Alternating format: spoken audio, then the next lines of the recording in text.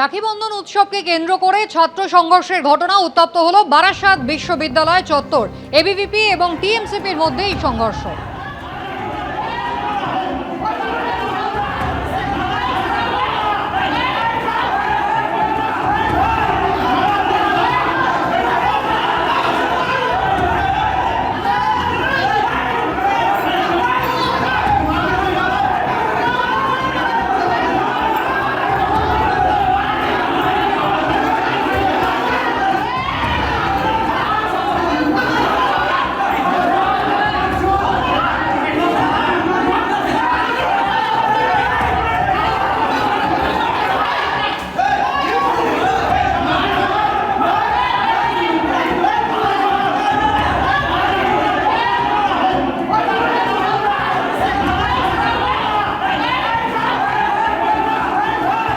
সমীরণ পাল আমাদের প্রতিনিধি রয়েছেন টেলিফোন লাইনে। সমীরণ, কি ঘটেছে?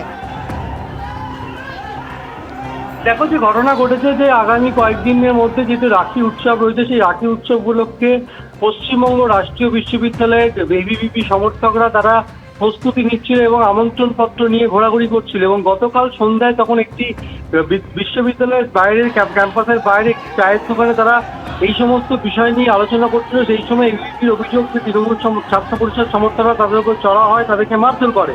এই ঘটনাকে কেন্দ্র করে দুপক্ষের মধ্যে সংঘর্ষ শুরু হয়েছে এবং সেই ক্যাম্পাসের বাইরের গন্ডগোল চলে আসে ক্যাম্পাসের মধ্যে। ক্যাম্পাসের যে মেন্স হোস্টেল রয়েছে, সেই হোস্টেলে গিয়ে এবিভিপি এবং তৃণমূল ছাত্র পরিষদ সমর্থকরা একে অপরের বিরুদ্ধে সংঘর্ষে জড়িয়ে পড়ে এবং দুপক্ষের উপর হামলা চালায় এবং বেশ কয়েকজন জখম হয়।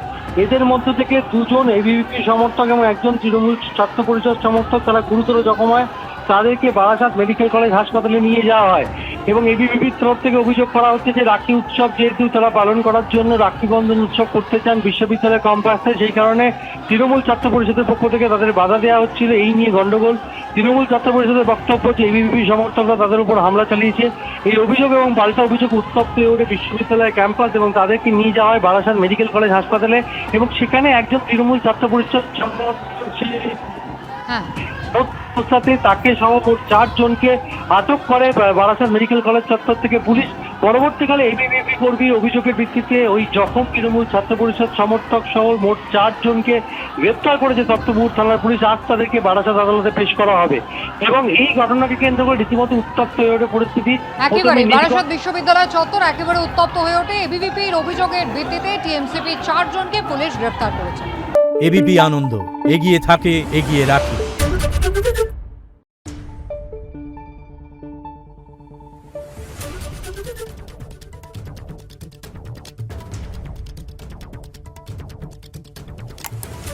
Thank you.